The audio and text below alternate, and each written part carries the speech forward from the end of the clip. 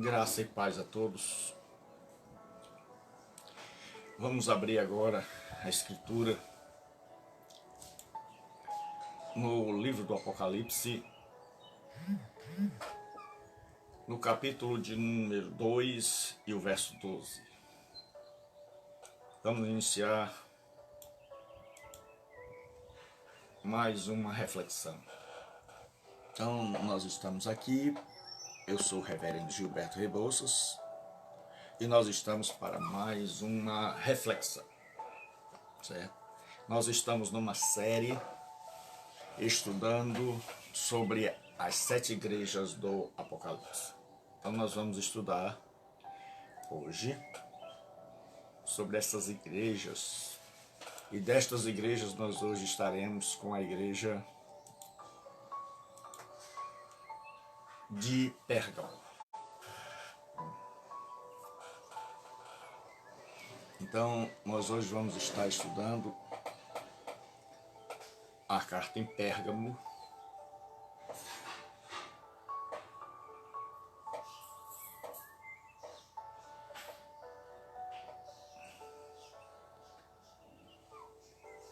então bom dia, boa tarde a todos. Vamos lá para a carta em Pérgamo, capítulo 2, a partir do versículo de número 12. Diz assim: ao anjo da igreja que está em Pérgamo escreve: isto diz aquele que tem a espada aguda de 2 gumes. Eu sei as tuas obras e onde habitas, que é onde está o trono de Satanás. E retens o meu nome e não negastes a minha fé, ainda nos dias de Antipas, minha fiel testemunha, o qual foi morto entre vós, onde Satanás habita. Mas umas poucas coisas tenho contra ti, porque tens aí os que seguem a doutrina de Balaão, o qual ensinava a Balaque a lançar tropeço diante dos filhos de Israel, para que comessem dos sacrifícios da idolatria e se prostituíssem. Assim tens também os que seguem a doutrina dos nicolaítas, o que eu aborreço. Arrepende-te, quando não, em breve virei a ti, e contra eles batalharei com a espada da minha boca. Quem tem ouvidos, ouça o que o Espírito diz à igreja. Ao que vencer, eu darei a comer do maná escondido. Dar-lhe-ei uma pedra branca, e na pedra um novo nome escrito, o qual ninguém conhece, senão aquele que o recebe. Senhor nosso Deus e Pai, nós estamos para mais uma vez meditarmos na Tua Palavra. Pedimos a Tua graça, pedimos a Tua bênção, pedimos a Tua unção, para que derrame sobre nós a Tua graça, a Tua bênção, em nome e por amor de Jesus Cristo, nosso Senhor. Eu te peço, eu te oro e eu te agradeço. Amém. Nós vamos ver como era a cidade de Pérgamo, né? Porque nós já vimos que quando estudamos esse livro, e principalmente estas cartas, faz-se necessário. Bom dia, Grande Oliveira, Doni, pessoal que é fiel. E nesta carta nós vamos ver, sempre que nós estamos estudando este livro, nós temos que perceber a cidade, porque a cidade vai nos ajudar, compreendendo a cidade, que é o pano de fundo, é o contexto histórico. Nós vamos entender muito da carta. Então faz-se necessário um dedicado estudo para conhecer o contexto histórico em que o documento foi escrito. Um dos grandes problemas nossos é não conhecer o contexto histórico, não buscar conhecer em que cada livro foi escrito. Então vamos começar. Pérgamo era uma cidade, certo? Que era construída ao pé de um monte. Pérgamo, você quer dizer elevado, Porque tinha uma acrópole lá em cima, Acron é monte, polis é cidade, então tinha uma pequena cidade sobre o monte. Pérgamo era a cidade que era aliada de Roma, certo? Em Pérgamo, o que acontecia? Ela era a cidade que era o centro de adoração ao imperador, certo? Então, em Pérgamo, em toda aquela região da Ásia, ali onde estão essas 7 igrejas, tinha o problema do culto ao imperador. Mas a sede do culto ao imperador, certo? Era na cidade de Pérgamo. Na cidade de Pérgamo também, na Acrópole, na cidade sobre o monte, havia um altar ao Zeus Sóter.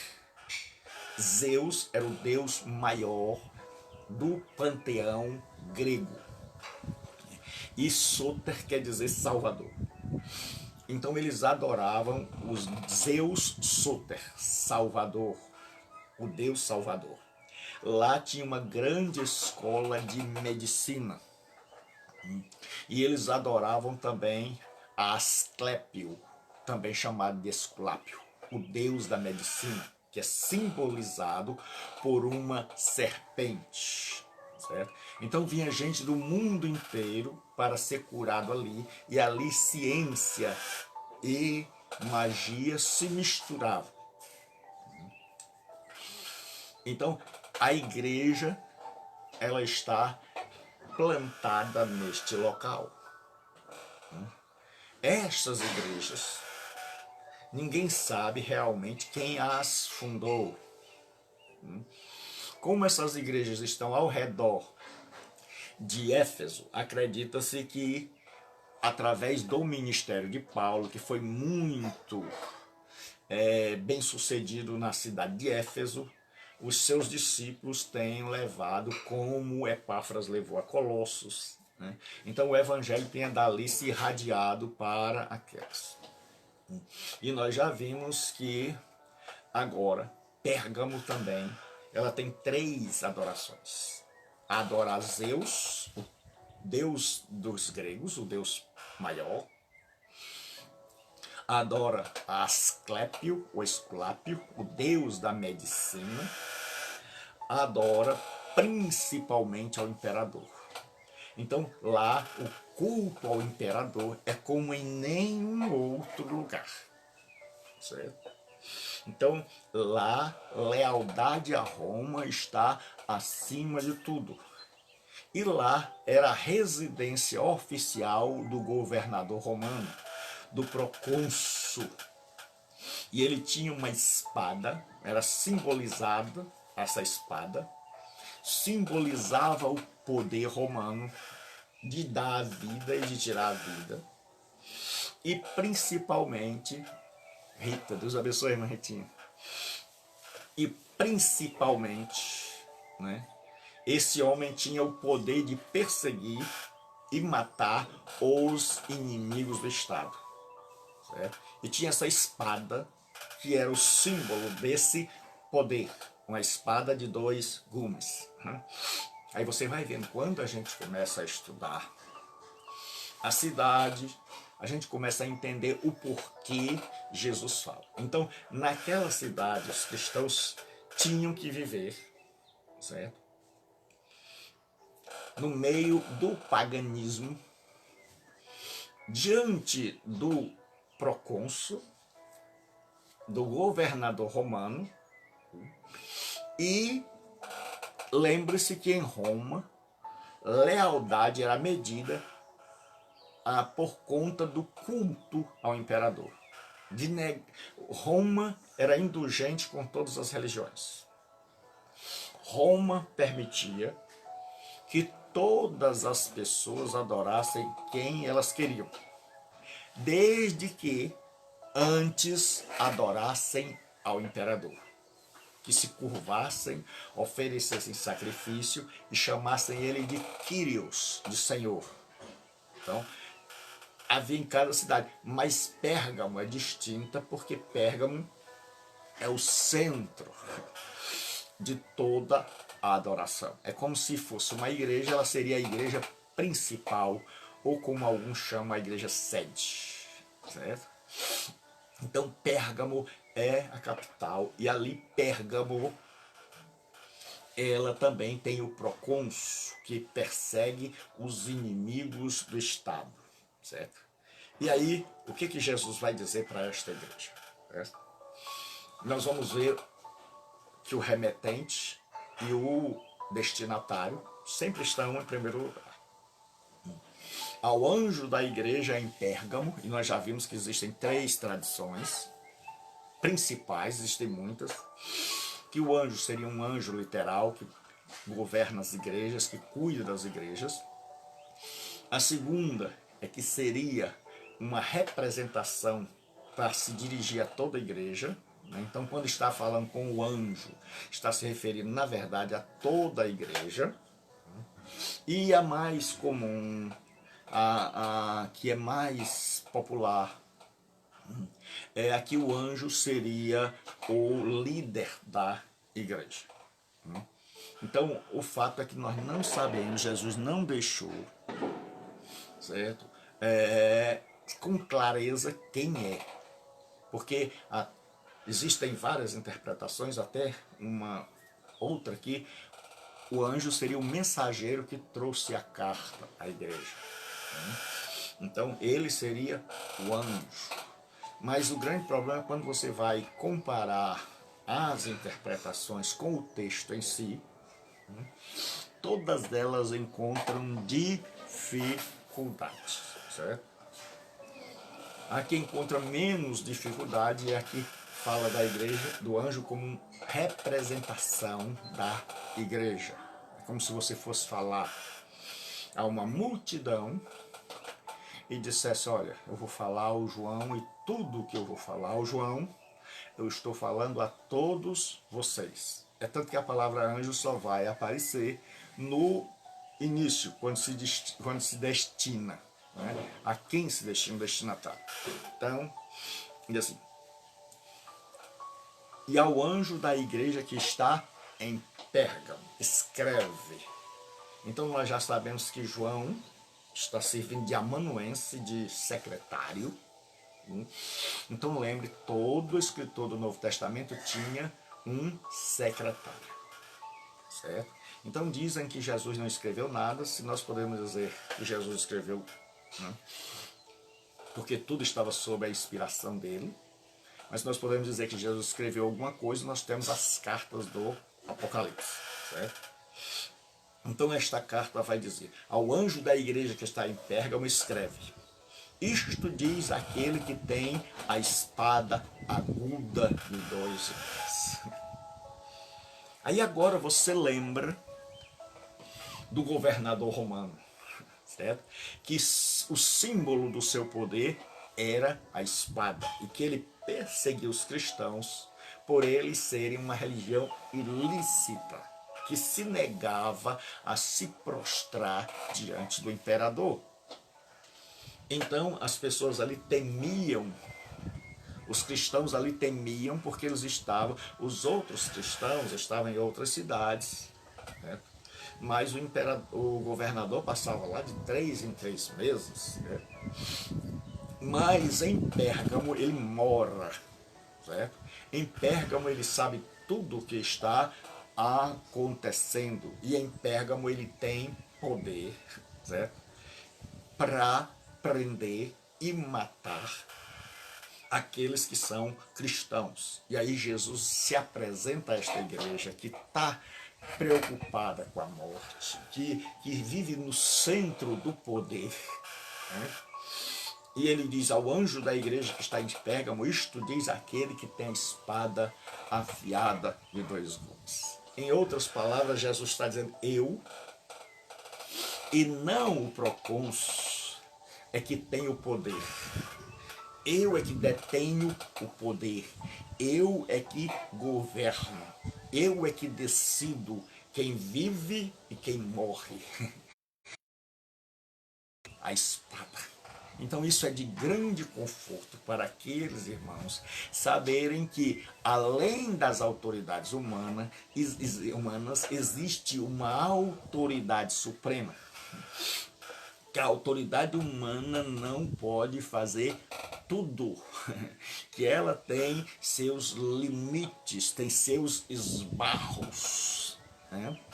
E que há acima dela uma autoridade que comanda, as quais todas elas dobrar-se-ão e prestarão contas. Então Jesus diz ao anjo da igreja de Pérgamo: escreve, isto diz aquele que tem a espada aguda de 2 gumes. E a Bíblia vai falar no texto original que é a mesma palavra para a espada do governador, que era para que os crentes soubessem. Jesus está dizendo: olha, quem governa sou eu. Aí ele vai dizer aquela mesma história, os pontos fortes. Então tem o destinatário, certo? Que é a igreja em Pérgamo, certo? E agora o que ele vai dizer? E tem os pontos fortes. Eu sei as tuas obras. Sempre Jesus vai dizer, certo? O que é maravilhoso é que Jesus não desconhece a situação da sua igreja. Isso significa que ele se importa, porque nós já vimos na igreja em Éfeso que ele tem na sua mão as 7 estrelas e anda no meio dos 7 candeeiros de ouro, certo? Então, o que acontece é que esse Jesus Cristo, ele conhece as obras, certo? Ele conhece o que a igreja passa, não lhe é desconhecido a nossa dor, a nossa aflição, as dificuldades que uma igreja enfrenta. Ele conhece com propriedade, conhece a fundo, conhece intimamente, certo? Tanto a coletividade como a individualidade de cada cristão. Então ele diz assim: sei as tuas obras e onde habitas. Jesus está dizendo: olha, eu sei que onde vocês moram o negócio é sério. Vocês foram evangelizar, certo? Um lugar altamente difícil. E aí Jesus diz: é onde está o trono de Satanás. Aí nós já sabemos agora o que é o trono de Satanás. Porque vai haver várias interpretações sobre esse trono, que seria o altar a Zeus, o altar a Esculápio, a própria geografia que parece um trono.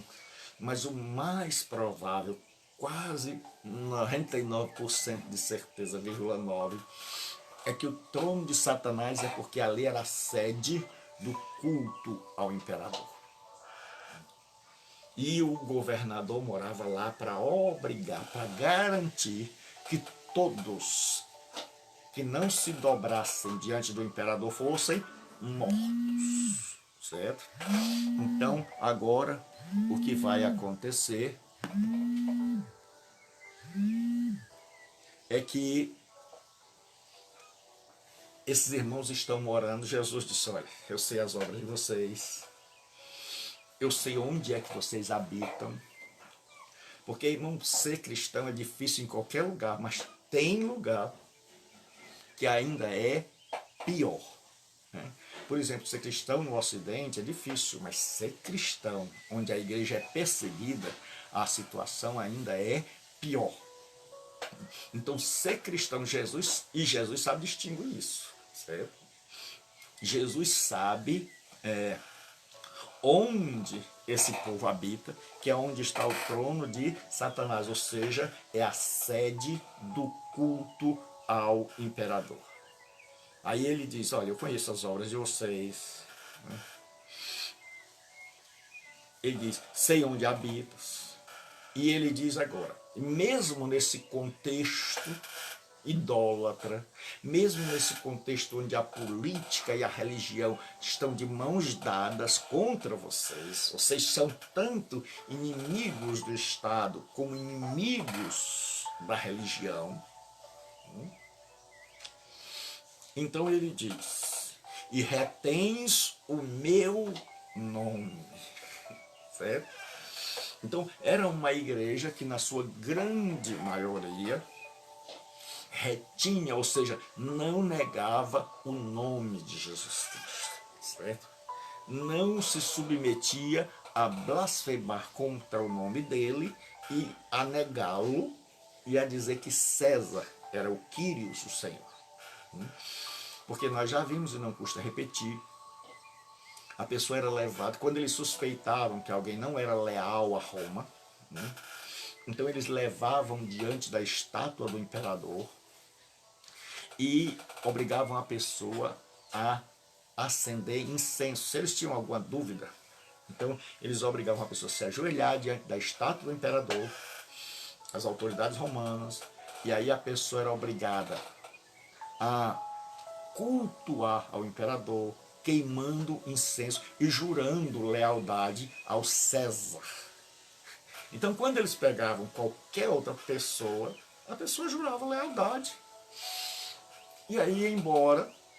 Mas quando eles capturavam um cristão, que eles imaginavam que era cristão, que eles imaginavam que era uma relíquia ilícita, que era uma religião que não tinha o alvará do Estado, assim por dizer, usando uma metáfora, né, moderna. Então eles agora testavam, vamos levá-lo, se ele for cristão ele não vai se dobrar, e aí a gente leva direto para a prisão e aguarda a sentença, por ser desleal ao Estado. Então quando eles pegavam um cristão, eles levavam. Então geralmente era muito difícil a pessoa ter coragem na cidade de Pérgamo dizer que era cristão, seguidor do Cristo, porque ela estava correndo risco de vida. E Jesus diz, retens o meu nome, certo? Ele diz, vocês retêm o meu nome, vocês continuam professando o meu nome, mesmo sob o perigo de serem levados e punidos e mortos. E aí Jesus diz assim, e não negastes a minha fé. Então quando as autoridades tinham dúvidas e suspeitavam, havia suspeita de que aquela pessoa era cristã, então eles diziam que a pessoa, além de prestar lealdade a César, tinha que blasfemar do Cristo. Então a pessoa era levada diante do altar da imagem, oferecia-se incenso a ela para oferecer, ela era obrigada a se ajoelhar e a dizer que rejeitava, que negava, que amaldiçoava o Cristo e que jurava lealdade ao imperador. Então você vai ver que não é fácil, não era fácil. Mas Jesus diz o seguinte, e não negastes a minha fé. Então muitos ali passaram por esse processo e não negaram a fé, e se mantiveram fiéis. E o texto nos dá a entender que houve uma grande perseguição contra os cristãos naquela cidade. Porque Jesus se refere aos dias de Antipas, certo? Aí Jesus diz assim, ainda nos dias de Antipas, minha fiel testemunha, o qual foi morto entre vós, onde Satanás habita, onde tem o trono, certo? Então, em outros lugares, você não era tão obrigado a cultuar ao imperador, não vivia debaixo de suspeita, porque geralmente as forças imperiais e principalmente os juízes passavam lá de 3 em 3 meses, às vezes 2 vezes por ano, mas aqui é diferente, né? Aqui a situação é todo dia eles acordavam já com o pescoço preparado para a espada. E havia momentos, porque no Império Romano havia sempre, por isso que a gente fala do já é e do ainda não. Porque os imperadores promoveram grandes perseguições à igreja. Mas geralmente foram perseguições localizadas e poucas eram perseguições gerais. E por isso que nós acreditamos e interpretamos o Apocalipse do sentido preterista, que ela já teve seu cumprimento também, parte, que é o que a gente chama na teologia de já é, as coisas que já se cumpriram, e acreditamos que ainda existem coisas que vão se cumprir, certo? Então nós vemos o Apocalipse, nós interpretamos o Apocalipse seguindo a escola de interpretação que parte da história, como era a metodologia da reforma, e crê no ainda não. Ou seja, que a profecia do Apocalipse vai se cumprir, que a perseguição já aconteceu, mas que existe uma perseguição futura movida pelo anticristo. Então, se você entendeu, daí o seu ok. Então é o já é. Já houve várias perseguições. Nero, Domiciano, certo? Mas ainda, resta o ainda não. Então, o grande problema do preterismo é ficar só no passado. Certo? Então, eles esqueceram o ainda não. Então, nós temos ainda profecias para o futuro. Então, ele diz assim, ainda nos dias de Antipa. Então, nos dias de Antipa, que é um cristão anônimo, que pouca coisa tem se escrevido sobre ele, está escrito sobre ele, porque você vai perceber que muita gente que a igreja esqueceu, Jesus não esqueceu, que nós podemos estar esquecidos, nós podemos ser anônimos para o mundo, mas jamais seremos anônimos para Cristo se formos fiéis. Então Jesus está falando de um momento onde houve grande perseguição. E nesta perseguição ele fala de um homem chamado Antipas. E quando você vai estudar com maior profundidade, e você vai pesquisar, principalmente nos livros dos pais da igreja, que são aqueles que sucederam os apóstolos, e que estavam ali bem pertinho, e que sabiam quase tudo o que tinha acontecido, porque tinham ouvido dos próprios apóstolos. Só o Mussi cita o Tertuliano. Tertuliano é um dos poucos, talvez o único, que vai fazer uma citação desse Antipas. E diz que esse Antipas foi colocado, pegaram um boi de bronze, um boi que era, como nós dizemos aqui no Nordeste, oco, né? Que por dentro ele tinha só a forma de boi, mas ele não era todo de bronze.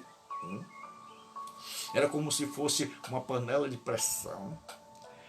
Abriram esse boi de bronze, que ele se abria, colocaram o Antipas vivo dentro e acenderam o fogo devagarinho, embaixo. Né? É como se Antipas estivesse num forno, para Antipas negar a Jesus Cristo. E segundo Tertuliano, Antipas morreu queimado, morreu assado.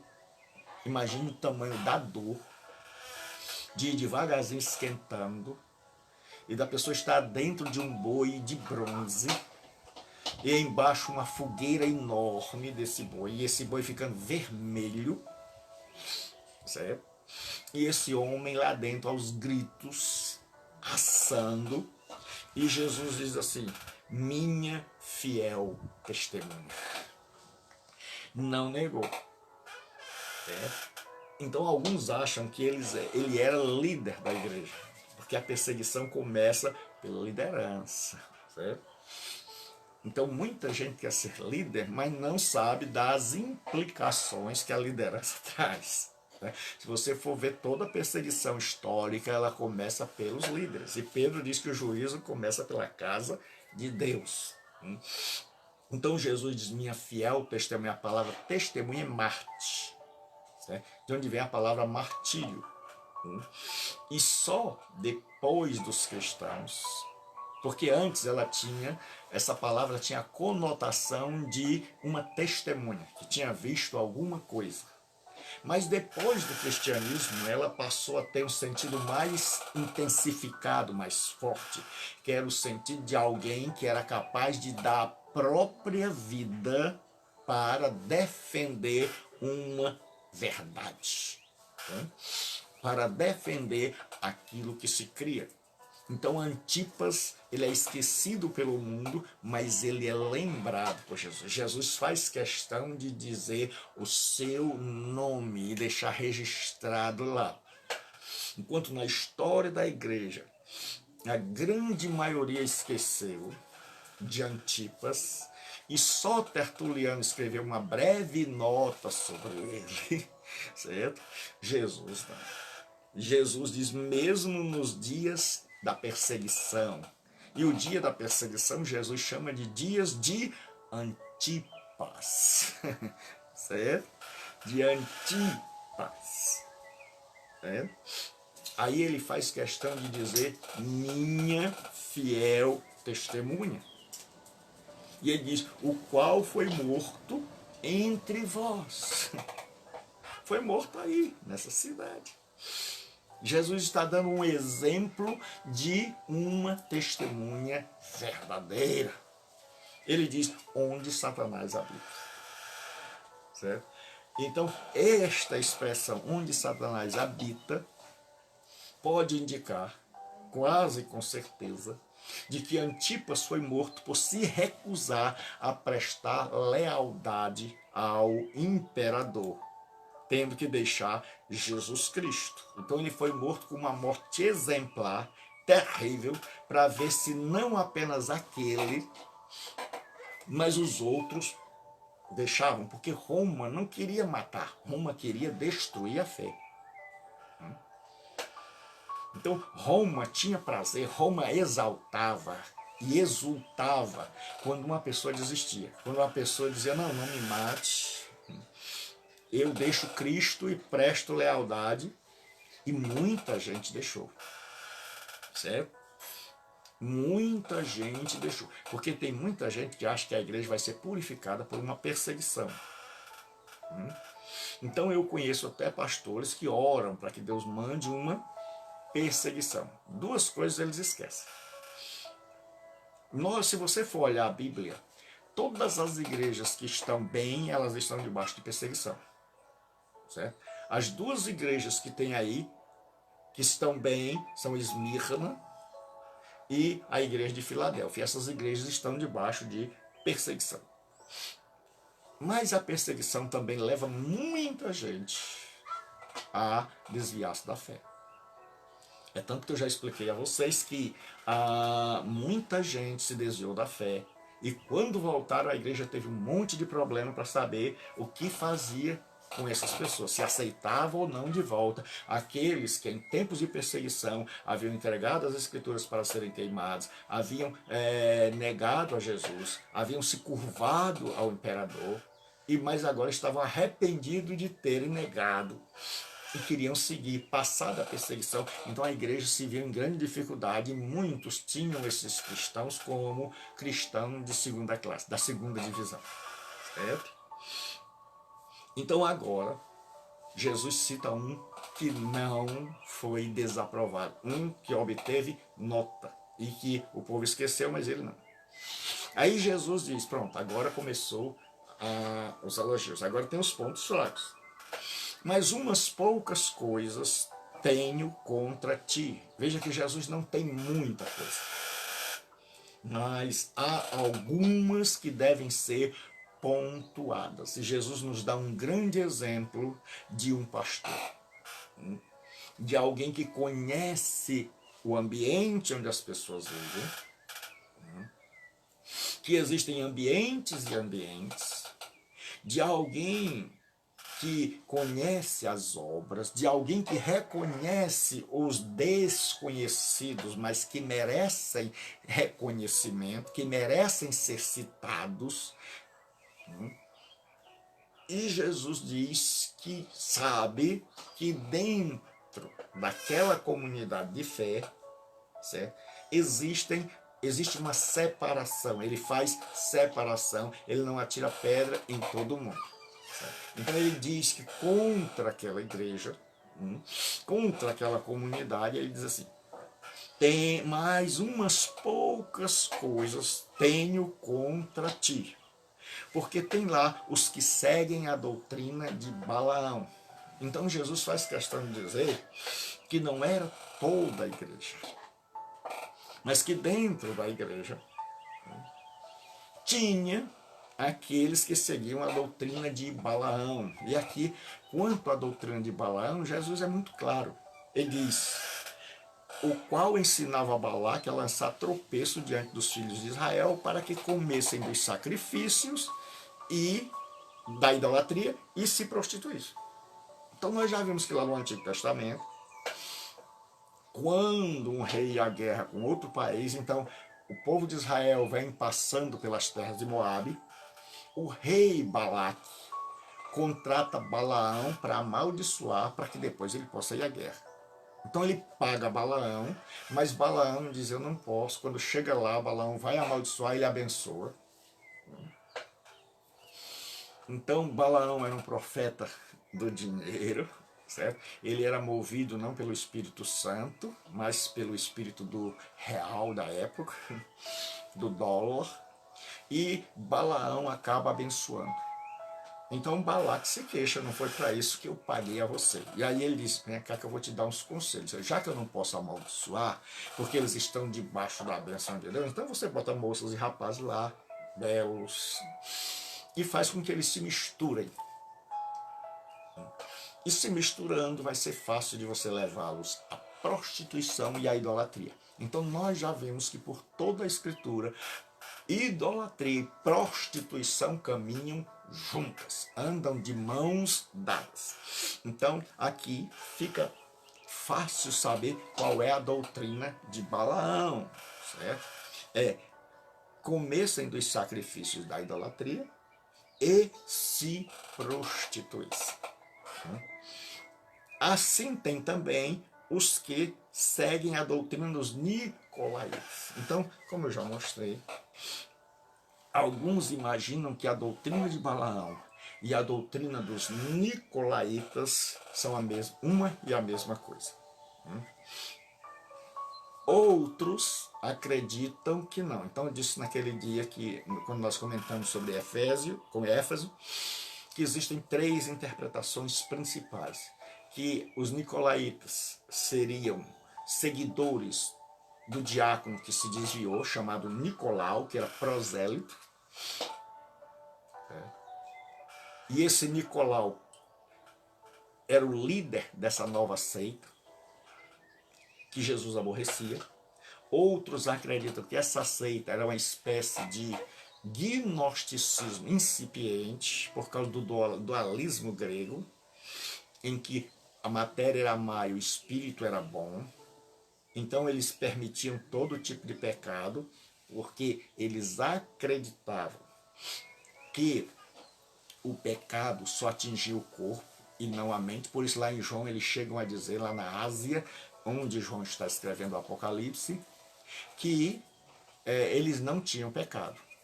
Não é que eles não pecassem, é porque eles imaginavam que o pecado atingia única e exclusivamente o corpo e que o espírito estava intacto.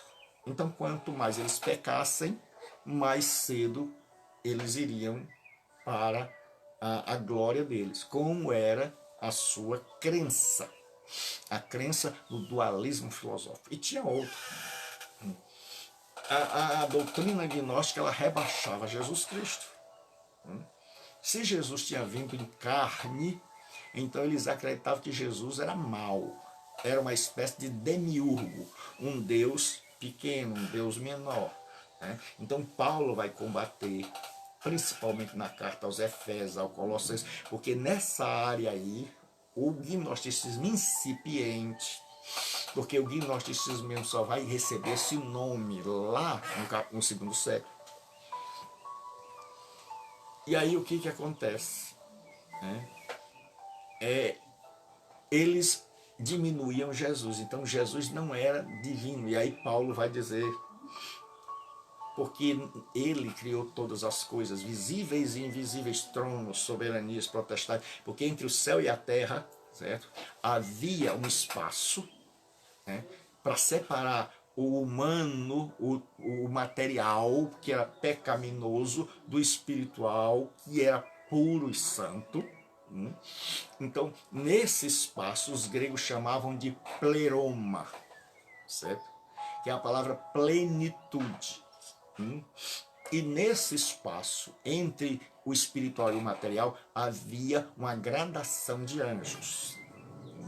Havia uma espécie de escada, é como se fosse uma escada, e em cada degrau havia um anjo com uma determinada patente. Então é daí do gnosticismo que surge a hierarquia e não do Novo Testamento. Então Paulo está citando tronos, principados, potestades, porque são palavras comuns na doutrina gnóstica. São palavras comuns, então ele está citando o que os outros dizem. Então Paulo vai dizer, olha, vocês têm os aeons. Aeons era o nome que a teologia deu, né?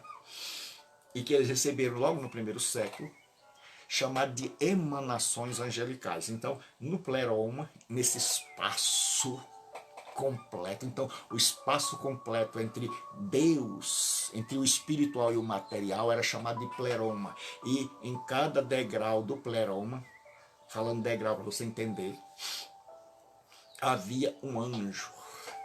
E quanto mais alto esse anjo estivesse, quanto mais perto de Deus, mais poderoso era. Ele era chamado de trono. Aí vinham os principados, as potestades, os dominadores, né? E os gnósticos faziam assim. E se Jesus era um homem, então ele era bem pequenininho. Então ele estava no degrau lá embaixo. Aí Paulo vira a escada. Paulo chega e diz, não. Jesus não está no degrau lá embaixo. Aí Paulo lá em Colossenses, que era onde o gnosticismo estava atacando. Então saiba que é toda essa área aqui que está infestada. Então essa doutrina comete duas coisas. Primeiro, ela libera o pecado. A pessoa pode pecar à vontade, porque o pecado não atinge o ser na sua essência, segundo o gnosticismo. E segundo, ela diminui a Cristo. Ela tira de Cristo a divindade. Então não existe coisa pior. Você já imaginou? Uma doutrina que diminui a Cristo, que Cristo passa a ser o ser mais inferior, e uma doutrina que eleva o pecado. Então não existe desgraça pior do que um ensinamento desse dentro da igreja, dizendo, olha, nós podemos pecar à vontade, porque... E não era só dizer assim, pessoal, está liberado geral. Não é assim. Pessoal, vamos raciocinar. Nós temos uma parte espiritual que é boa, todos vocês sabem, e nós temos uma parte material que é má. Esse corpo é a prisão da nossa alma. Então como é que a gente faz para apressar a libertação desta alma que está presa a isso aqui que é matéria, que é má, que vocês aprenderam desde que nasceram? Então eles sugeriram duas ideias. Uma era o ascetismo. Então não coma isso, não coma aquilo. Proíbem alimentos. Aí todo mundo pensa que está falando da igreja católica. Proíbem o casamento. Todo mundo pensa que está falando da igreja católica. Mas em primeiro lugar estava falando do gnosticismo. Então lembre-se que a Ásia estava infestada com essa doutrina. E provavelmente é possível que Nicolau, se ele foi o fundador mesmo desta seita local, é provável que ele tenha se bandeado para essa doutrina. é aquele tipo de crente que está na igreja que não é firmado, certo? Que trabalha nas mesas, que faz tudo, mas que esquece de estudar.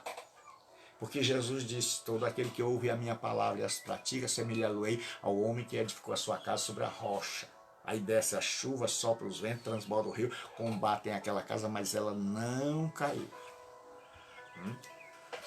E aquele que ouve e não pratica é semelhante ao homem que construiu a casa sobre a areia. Desce a chuva, sopra os ventos, transborda os rios, combate contra aquela casa e ela cai. Então, se você quer ser seguro, seja alguém que se alicerça, que pauta a sua vida pela palavra de Deus. Seja alguém que lê as Escrituras, seja alguém que se alimenta das Escrituras, para que você saiba distinguir o que é doutrina do que é heresia. Porque o diabo ele ataca a igreja de 3 maneiras no Apocalipse. Ele ataca a igreja por meio da frieza.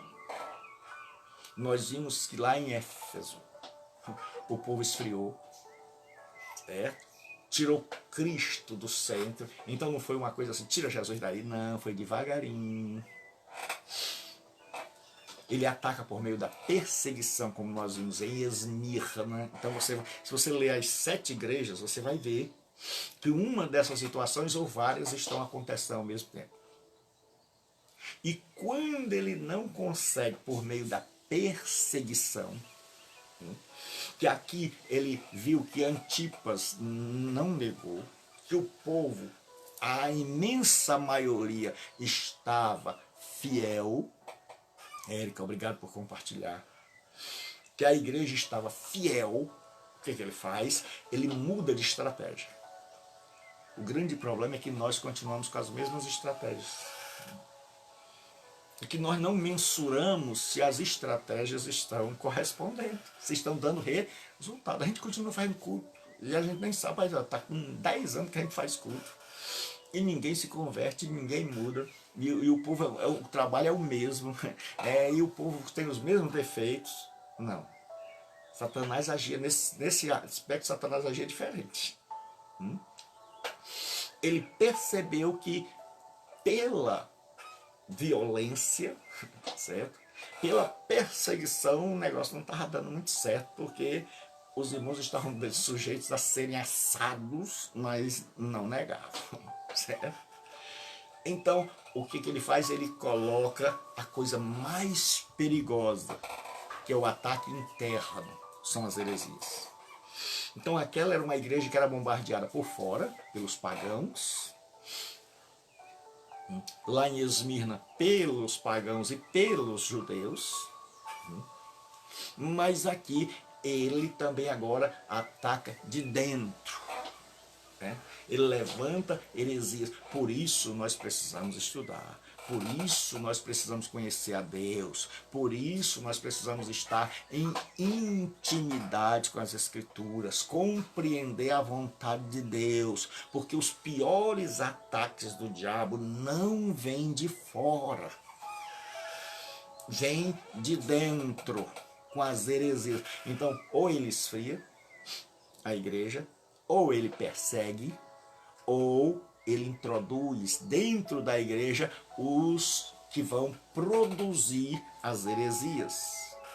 E onde ele tem logrado o maior êxito e arrastado milhões de pessoas é através das heresias, né? Então nós temos que ter cuidado, certo? Porque nesta igreja aqui, ele infiltrou logo, foi 2 heresias. Era a heresia a gosto do freguês. Você pode escolher, você quer seguir Balaão, né?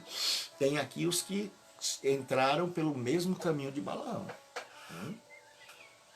Que comem comida sacrificada a ídolos, que participam do altar, que ora estão lá no altar, ora estão aqui na igreja, qualquer semelhança não é mera coincidência.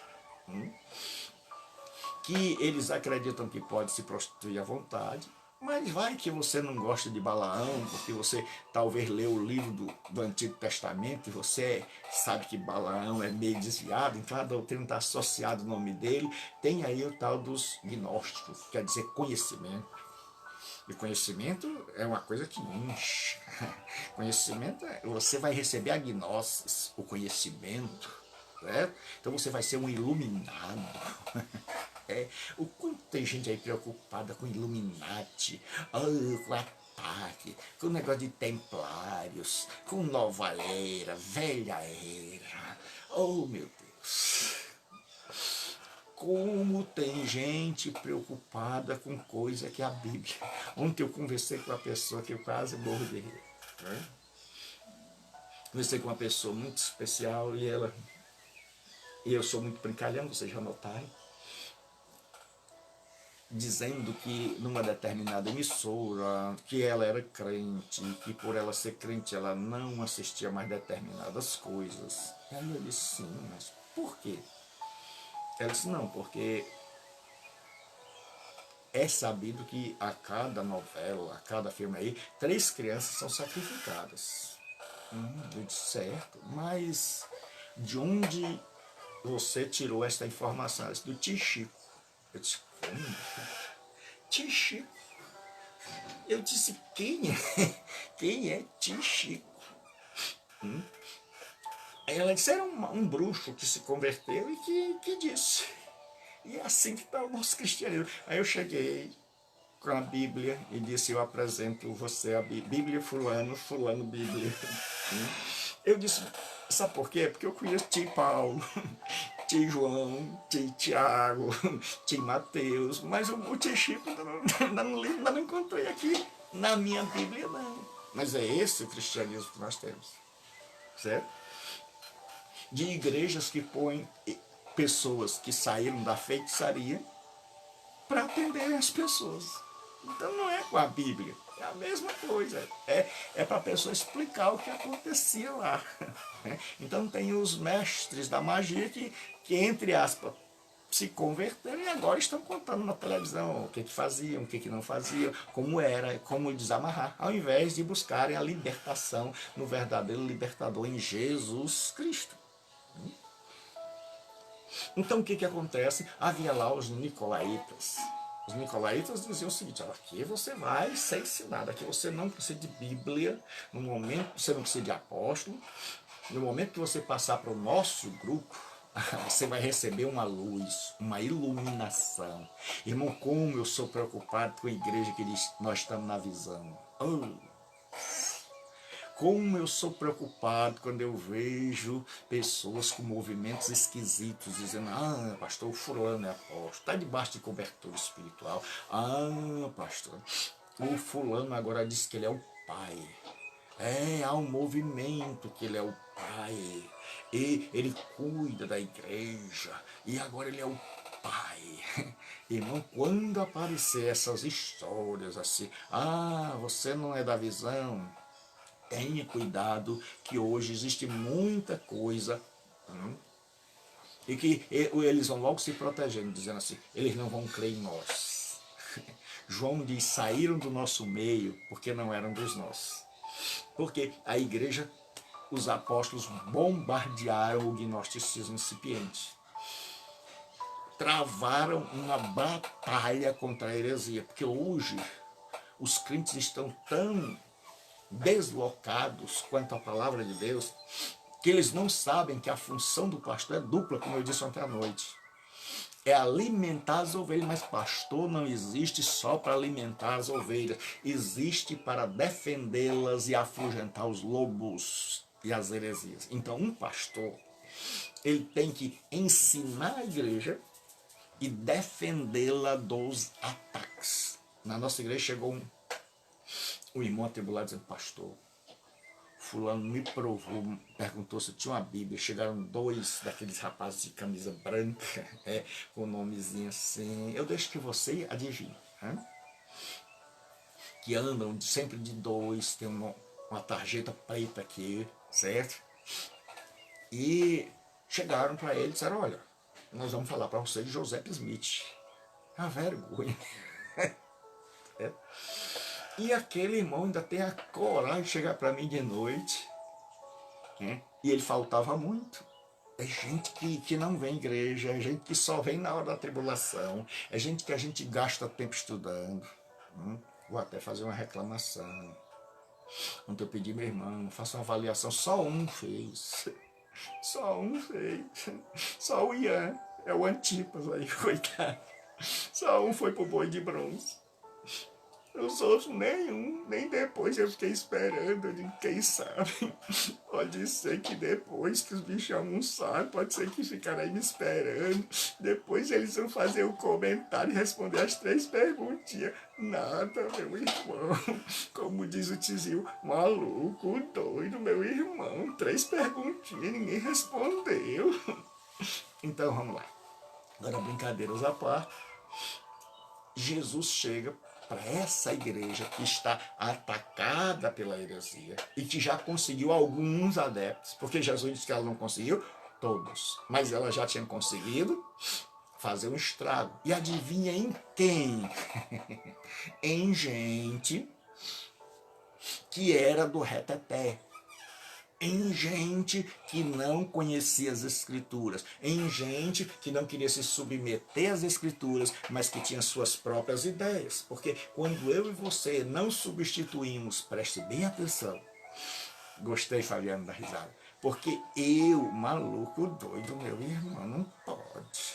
Quando eu e você, certo?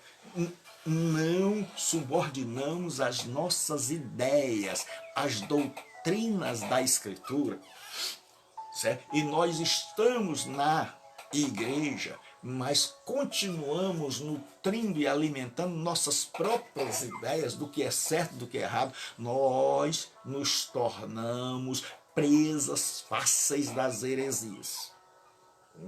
Então esse povo está aqui. E eles ainda estão com aquela ideia, não, mas o corpo não pode prestar. Eu nasci, me criei, sabendo que tudo que é material é mal. Eu nasci e me criei em uma sociedade onde meu avô se prostituía, onde minha avó se prostituía, onde todo mundo deitava com as sacerdotisas. Isso não pode ser esse negócio. Prostituição. Não, isso é culto. Então, eles não deixaram que a escritura mudasse as suas concepções. Então, eles perguntam. Aí chega a heresia. Aí, meu irmão, pega. Aí pega. Porque junta a fome com a vontade. A pessoa diz, rapaz.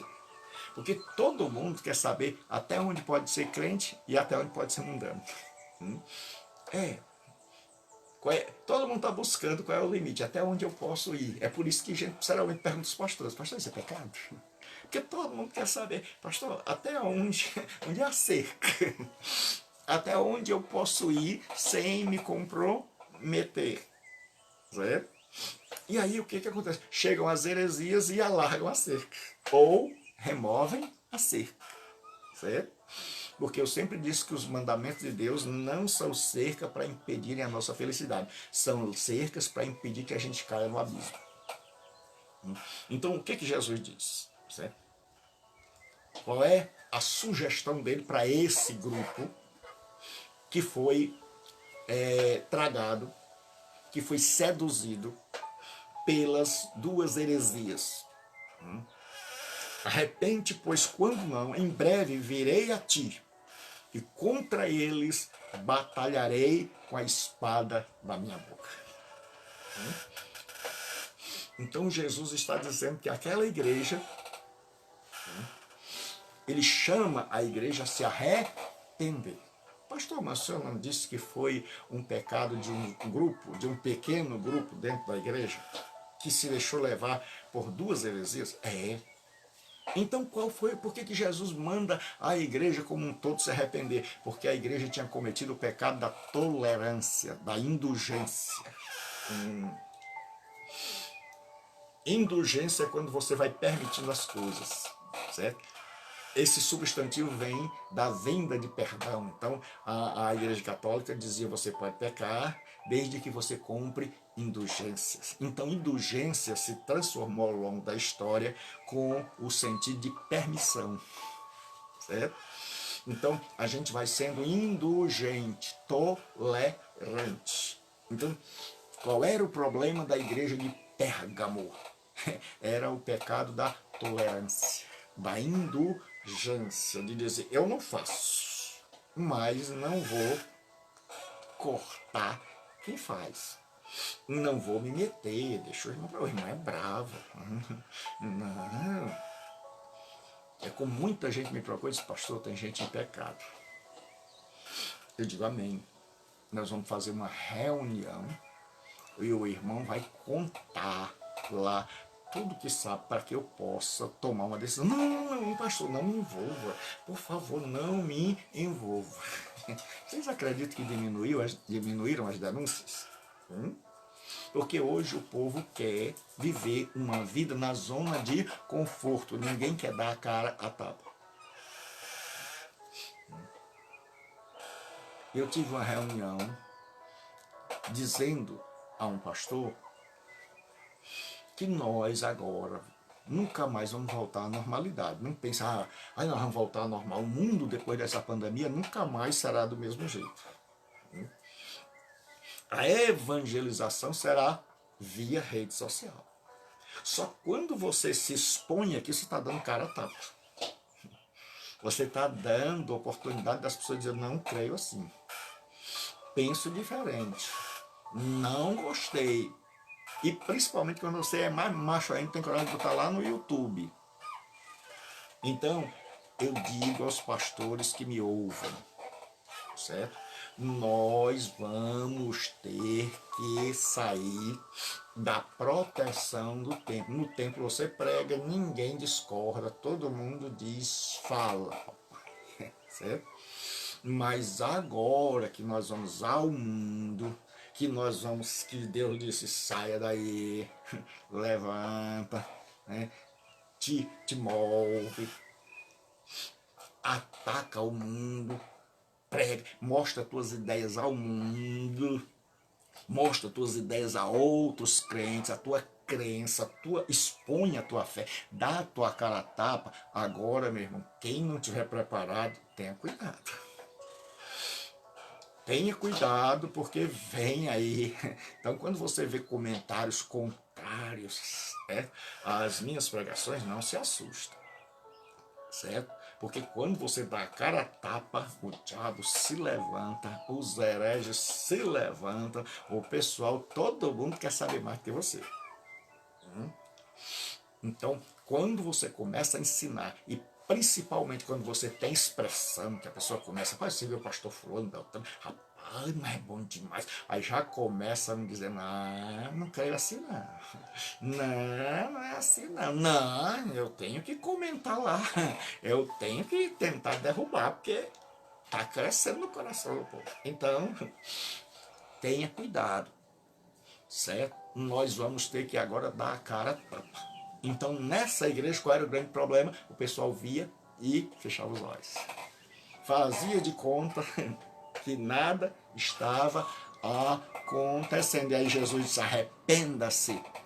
Porque existe, quando nós vamos ver a doutrina do pecado, existe o pecado de omissão e o pecado de comissão. Omissão é quando a gente deixa de fazer o que tinha certeza que era para fazer. Certo? E comissão é quando a gente faz o que a gente sabe que não é para fazer. Então, é deixar de fazer, omissão. Então, eles estavam deixando de enfrentar, de bater de frente e dizer: vocês estão errados. Ou vocês se alinham à doutrina de Cristo, ou nós vamos excomungá-los, como Paulo fez lá com o homem de Corinto. Certo? E aqui João está batendo de frente, João está tocando na ferida, João está dizendo: olha, vocês têm aí um grupo, ninguém teve a coragem de peitá-los, certo? Vocês estão cometendo um pecado de omissão. Aí Jesus disse: arrepende-te, pois quando não, em breve virei a ti. Certo? Aí Jesus diz, e contra eles batalharei com a espada da minha boca. Jesus está dizendo, vocês lembram do imperador aí? Do procônsul? Que sempre que tem um inimigo, que se levanta o inimigo, ele imediatamente abafa, porque Roma tinha essa qualidade. Roma não esperava o mundo pegar fogo para depois apagar o incêndio, ela aprendeu com Nero. Roma fazia o seguinte, quando ela começava a ver um princípio de tumulto, ele abafava. E aí Jesus disse, olha, já que vocês não tomaram providência, eu vou tomar. Se vocês não se arrependerem, se vocês não decidirem tomar uma decisão contra esses hereges que estão aí dentro, eu virei a ti. E contra eles, eu não vou batalhar contra vocês. Você eu me acerto depois. Contra eles batalharei com a palavra. Sabe como é que você luta? Não é como aquela de guerra espiritual que sai de cidade em cidade procurando qual é o principado que governa. Isso é gnosticismo, meu filho. Se batalha com a palavra, certo? Jesus vai refutá-los com a palavra.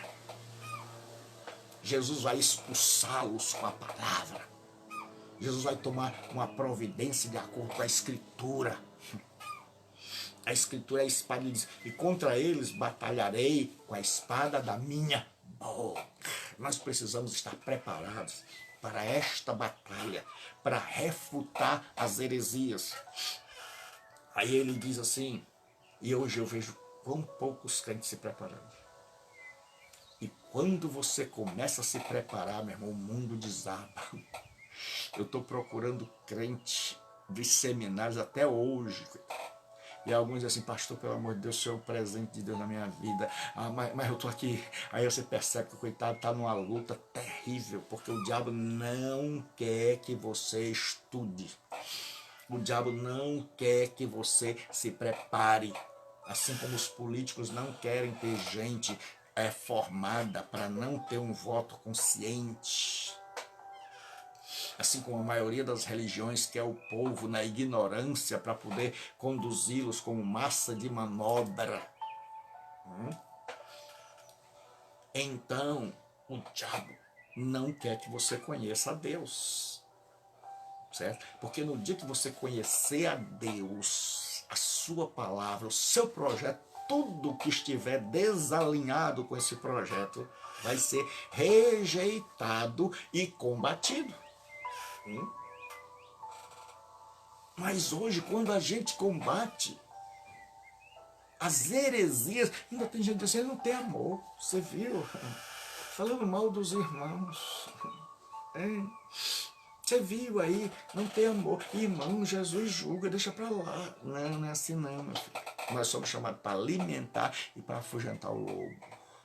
Certo? Aí Jesus diz assim, já que vocês não fizeram, eu vou batalhar. Aí ele diz, quem tem ouvidos ouça o que o Espírito diz às igrejas.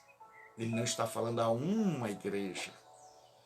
Mas essa era uma mensagem do Espírito Santo para todas as igrejas. Aí, ao que vencer, eu darei a comer do maná escondido e lhe darei uma pedra branca e na pedra branca um novo nome escrito, o qual ninguém conhece, senão aquele que o recebe. Não existem muitas interpretações, porque como o Apocalipse é simbólico, certo? Surgem várias interpretações, certo? Uma é de que aquele maná do deserto que cessou quando o povo entrou em Canaã, porque Deus supriu as necessidades do povo, mas o maná cessou ao povo entrar em Canaã, que o maná celestial vem em Cristo Jesus. Então aquele maná cessado agora é continuado, só que não mais o maná literal, mas o maná que Jesus diz, eu sou o pão do céu. Porque Jesus vai dizer, vossos pais comeram o maná no deserto e morreram. Eu sou o pão que desceu dos céus. E todo aquele que comer de mim terá vida. Então, esse maná escondido, que estava oculto ao mundo, é Jesus Cristo. É esta comunhão, é Ele que nos alimenta. Ele diz que não comer da minha carne, não beber do meu sangue. Isso fala da inter-relação cristão-Jesus, cristão-Jesus, cristão-Jesus, certo? Então ele diz assim, e lhe darei uma pedra branca. Naqueles dias, a pedra branca tinha vários sentidos.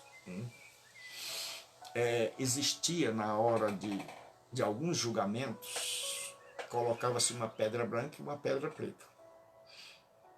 E jogava-se aquelas pedras e para ver se a pessoa era culpada ou inocente. Então, quando caía a pedra branca, significava que a pessoa estava absolvida. Certo? Que ela era inocente. Existia também o costume de você quebrar a pedra. Quando dois amigos se separavam, eles quebravam uma pedra e davam um ao outro. Cada um ficava com um pedaço até o dia do reencontro. Então, quando ele se reencontrasse, o fulano dizia, amigo, tu lembra aquele pedaço de pedra que eu te dei? Lembro, eu ainda guardo o meu. Então agora vamos juntar essas duas pedras. Então, pedra branca também era usada nos tribunais, para depois de um julgamento, certo? Se fosse levantada uma pedra branca, é que a pessoa não iria morrer. É que ela estava, certo? Então, e aquela pedra também era usada com pedra com o nome escrito, né? Então, o nome da pessoa, a pessoa era absolvida. Então, o que acontece? Todas essas ilustrações servem para mostrar que Jesus é a nossa pedra, é a nossa rocha, certo? E nele nós somos absolvidos. E nele o nosso nome está. E ele levou ao céu uma parte da pedra e deixou a outra conosco. E em breve ele vem para juntar a pedra e levar o seu povo.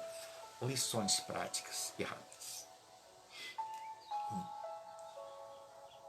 Existem igrejas que estão localizadas em locais terríveis, mas que Jesus é o comandante, Jesus é o governante, Jesus é Senhor. Então nós precisamos confiar nele, porque cada dia está mais difícil ser cristão. E Jesus conhece profundamente a situação adversa em que nós vivemos. E ele diz, olha, eu sei que muitas vezes vocês residem no lugar onde é o trono do diabo. Mas o que é maravilhoso é saber que a igreja, e nem Paulo foi, e que um irmão anônimo, ou alguns irmãos anônimos que foram alcançados por Paulo em Éfeso, chegam e dizem, vamos evangelizar. Vamos evangelizar Pérgamo. E o outro diz assim, vamos. E eles foram lá e começaram a ganhar almas. E ninguém sabe nem quem foi. Então, a lição prática é não espere ter títulos. Nem Paulo teve essa ideia de evangelizar Pérgamo. Mas seus discípulos provavelmente chegaram a Pérgamo. Alguém disse, rapaz, ó, eu fui chamar... Porque, irmãos, eu não entendo gente que diz que é cristã e não se preocupa em ganhar almas. E não se preocupa em edificar a igreja. Porque são 3 os trabalhos da igreja principais. A igreja em relação a Deus é a adoração.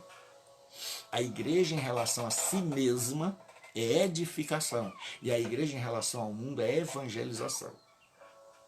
Então a igreja não pode fracassar nesses 3 pontos. Em relação a Deus, a adoração é o primeiro. Então a igreja vive não para evangelizar, a igreja vive para ser um povo que adora, um povo que glorifica, um povo que exalta, um povo cuja vida se torna ornamento da doutrina divina. A igreja também, em relação a ela, edificai-vos uns aos outros. E ele vos deu apóstolos, profetas, tendo em vista o aperfeiçoamento dos santos. Então a igreja tem que se edificar, construir tijolo sobre tijolo. Cada crente tem que ir crescendo, a igreja tem que ter maturidade. Para Jesus voltar e encontrar uma noiva adulta e não uma creche. Jesus não vai levar para o céu uma creche. E em terceiro lugar, a relação da igreja com o mundo é a de testemunha. É a de evangelização, é de se importar com as almas. Nós estamos brincando com crente. Live de crente, aula de crente, culto de crente, só dá crente. E olhe lá, tem uns que são meia boca. Só dá crente, você não vê mais. Eu tenho ido pregar em inúmeras igrejas. E o pastor já não faz mais nem apelo. Porque nós não estamos preocupados em convidar, em trazer, em dizer assim, rapaz, assista, é na hora do almoço.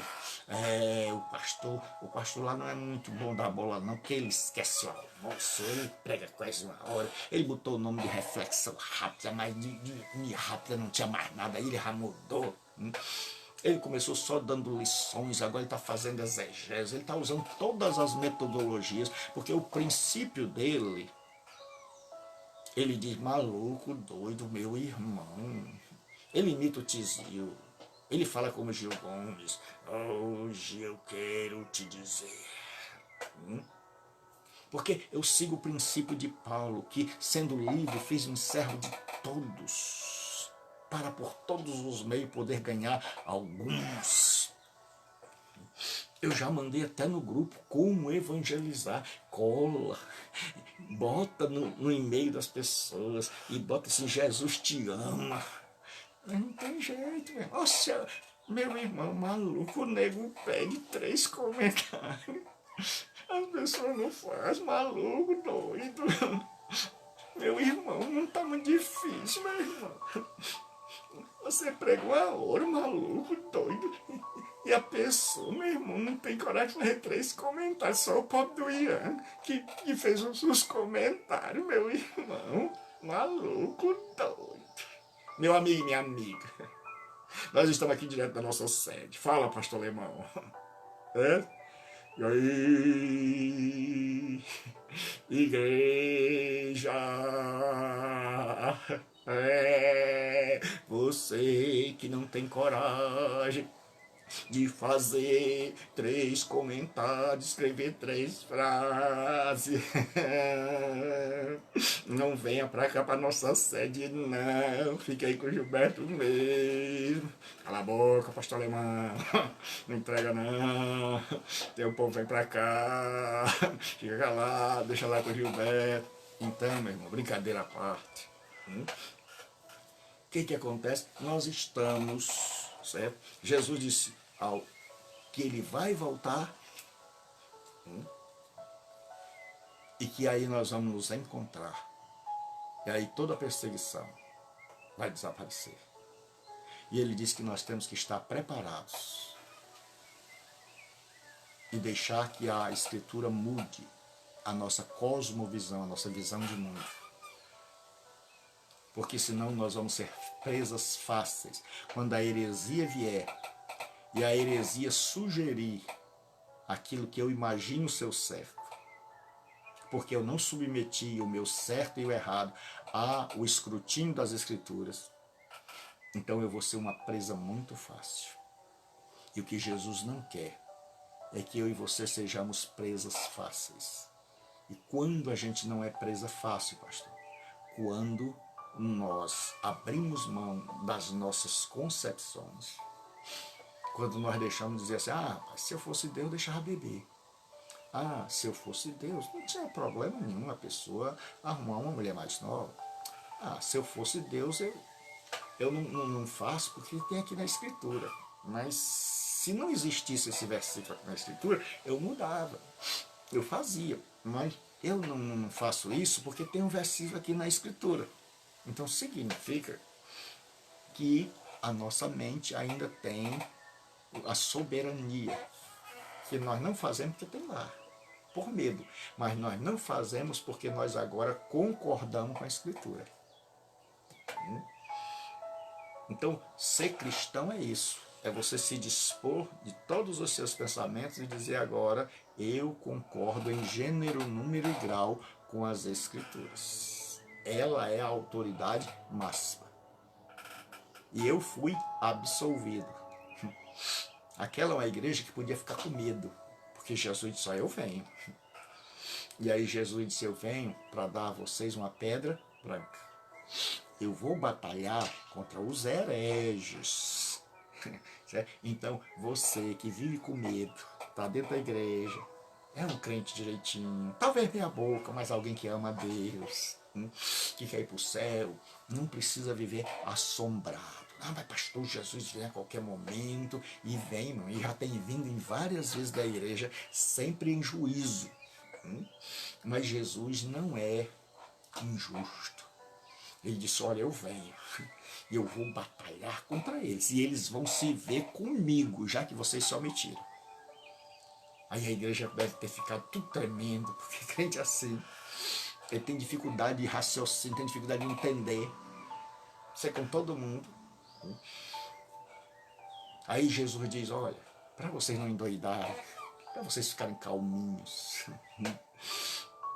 eu vou batalhar contra isso. Para vocês, eu vou dar uma pedra de absolvidos. Vocês estão perdoados pela tolerância, por não terem tido peito. Então eu vou fazer para dar o exemplo, para numa segunda vez vocês terem peito de enfrentarem as heresias. E aí Jesus disse, lembra daquela metade da pedra que eu dei a vocês?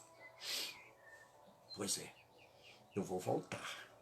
Eu tenho a outra, ou seja, nós somos amigos, nós jogamos no mesmo time, nós estamos no mesmo exército.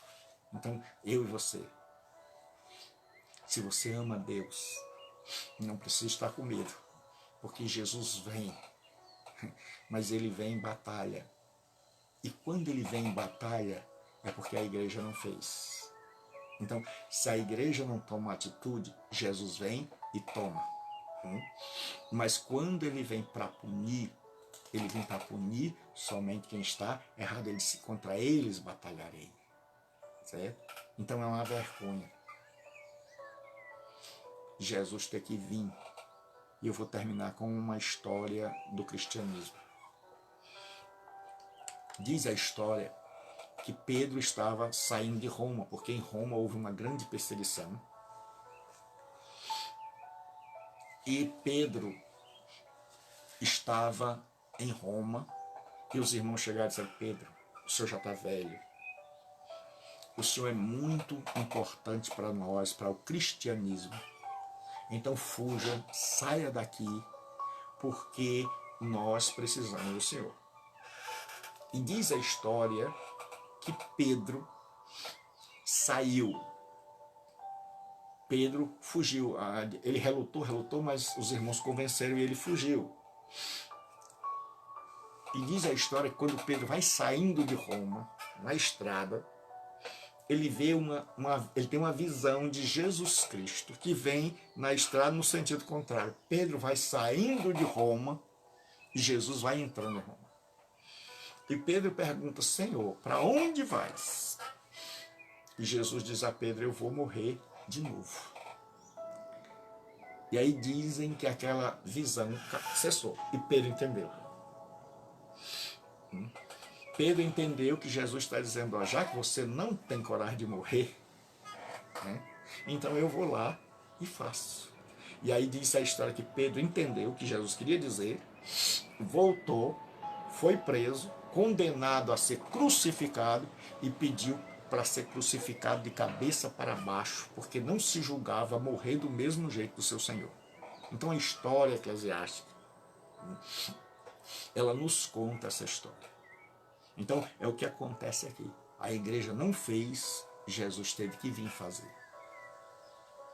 Então que Deus nos prepare, que Deus nos abençoe, para que a gente tanto tenha coragem, como tenha capacidade de fazer. Porque tem gente que tem coragem, mas não tem capacidade. E tem gente que tem capacidade, mas falta a coragem. Que Deus nos dê coragem e capacidade para rejeitar tudo aquilo que ofende a Cristo, que macula a sua igreja, e que nós possamos ser instrumento de bênção. Hoje à noite, aula. Hoje à noite, aula. Às 20 horas para o estádio, seminário à distância. Se você é aluno do seminário à distância, então hoje você já viu que eu nem pedi nada. Eu fiquei tão assim, que maluco, doido, meu irmão, não vou pedir mais nada não. Eu vou lá pedir três comentários de jeito nenhum, não faça mais não, meu filho, pelo amor de Deus. Então, hoje à noite, nós vamos ter aula. E, irmãos, um seminário precisa ter o máximo de alunos. Porque muitos começam e poucos terminam. Então Paulo diz: correi de tal maneira que alcanceis a coroa. Só recebia a coroa quem chegava. Então eu espero que você continue. Hoje à noite, às 20 horas, nós vamos ter aula. E eu peço as vossas orações, porque ontem eu não consegui fazer a live da tarde, porque faltou energia, faltou internet aqui, e também eu estava morto de cansado. Certo? Que tem dias que eu falo que a boca fica doendo, tudo, o corpo fica doendo, o suor, porque às vezes eu não posso colocar o ventilador. Então eu peço a você que divulgue. Tem um irmão aí que é uma benção, tem que chamar da família, o tio, a esposa, ele coloca testemunho lá, que a esposa dele, Deus abençoe minha irmã, aprendi a gostar muito dela, mas não é crente, não é crente. O Ian também, o Ian tá crente, esse Ian é crente salcão, é uma benção do céu, certo? Mas aqueles que ainda não fizeram seu testemunho lá, de que aprendeu, só Jesus tem misericórdia. Jesus tem misericórdia de você, certo? E aí, hoje à noite a aula, convide alunos. Se você tem sido abençoado, então abençoe outras pessoas. Né? E que Deus te abençoe até a noite, às 20 horas. Certo? Mais uma vez aqui, eu, Gilberto Rebouças, aí você e nós todos juntos. E lembre-se, que eu já estou tão sintonizado com a questão das câmeras, que tem empresas aí já me procurando, certo? Então eu estou famoso, então o seminário vai aumentar, não, certo? Se eu pudesse, eu ensinaria sem você pagar um centavo, porque amo ensinar a palavra de Deus. Porque o meu desejo é que vocês sejam edificados. Então, que Deus abençoe até a noite. E ore por mim para que eu tenha força. Certo? Que agora eu vou almoçar. Deus abençoe em nome de Jesus. Amém.